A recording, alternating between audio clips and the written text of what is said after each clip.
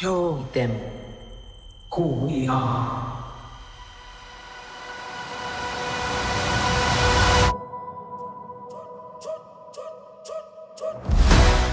Black Panther: Wakanda Forever, the new Marvel movie and follow-up to the cultural phenomenon that was the first Black Panther, and man did this film have to do a lot of things to live up to that. It had to be a continuation of that cultural juggernaut while being respectful, tease upcoming Marvel projects and characters, and serve as a fitting tribute and send-off to Chadwick Boseman and his character King T'Challa after his passing a few years ago. Rest in peace. I am extremely pleased to say that this film succeeds on almost entirely all of these fronts. Director Ryan Coogler had a huge hurdle here, and he did a tremendous job in clearing it. The film knows when to be quiet and introspective, when to be funny, and when to have an action set piece, but also when to have quiet moments and poignant conversations and philosophy, while also including surprise cameos, and of course the overarching Marvel story, because it needs to, because Marvel, it isn't perfect, and the film does stumble here or there, but just like Namor, overall it absolutely soars.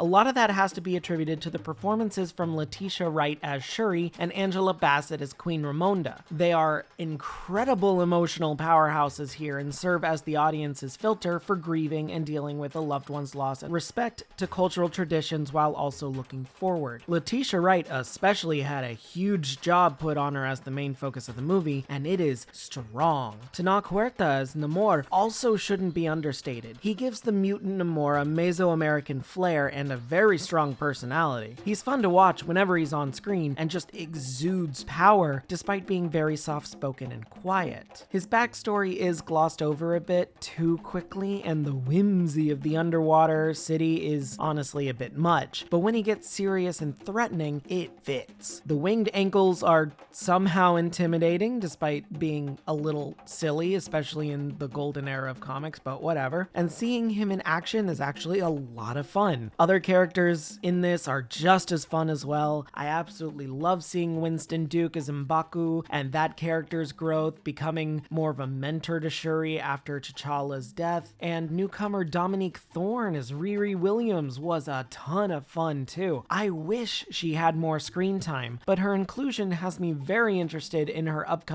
Ironheart show. Hopefully it keeps up with her humor and action, because she's just great. Wonderful introduction. I just wish they were able to do a bit more, but this wasn't her story. Otherwise, the movie doesn't really tease any future journeys in Wakanda, and instead seems a lot more interested in staying a self-contained entry into the Black Panther franchise. That's fine to me, but I can understand if some people are annoyed they didn't tease something else like Fantastic Four or something. There is one mid-credits scene, but it's more of a story capper than anything else, and it is a very, very good scene.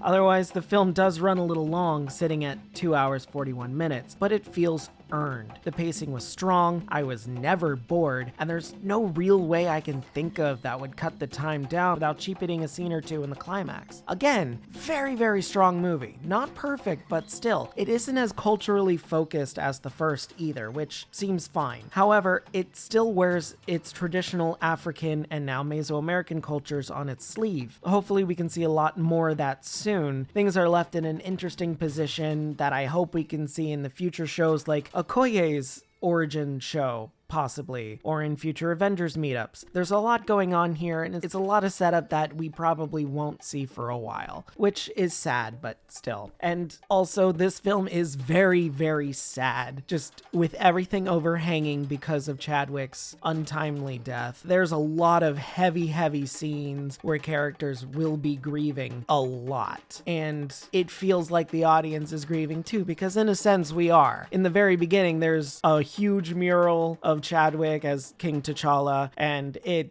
hits. They have a tribute in the very beginning. It makes a lot of sense for them to do that. I quite like it. It feels good, and it makes this movie feel a lot more special, knowing just how big of an effect he had, not just on the previous film, but on this film as well. Overall, I think if you liked the first film, if you miss Chadwick, this is a fantastic film for you. I say definitely give it a watch. Black Panther: Wakanda Forever gets a 9 out of 10 from me. Hey guys, thanks for sticking around for another one. This film had me crying in the theater. Everyone I saw it with was crying as well, just because there's a lot going on here, and it's sad. We all feel sad, poor guy. But other than that, it is a Marvel film, so you have to introduce the new guy. I like how they're finally talking about having mutants. They go over it in no unclear terms. Namor is a mutant.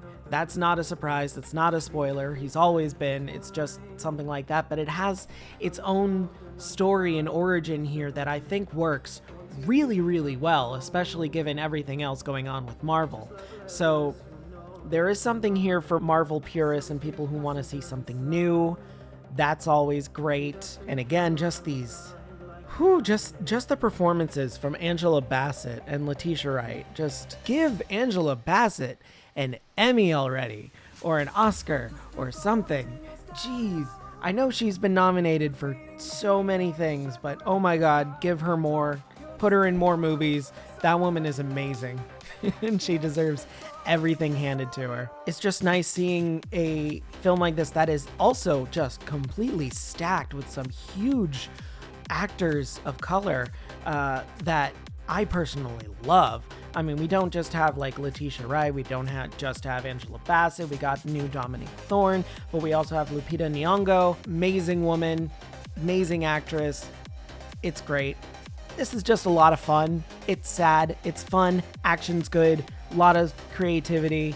I'm excited for more, even though it doesn't really end off on a cliffhanger or anything, and they have to get some more ideas there. Maybe the Okoye show. We'll see. Anyway, let me know what you think. Write it in the comments below. Do you miss Chadwick too? I think we all do. Oh, miss you, dude. Yeah, that's it. Let me know. Don't forget to click that subscribe button and hit that bell so you don't miss a video, and that's it.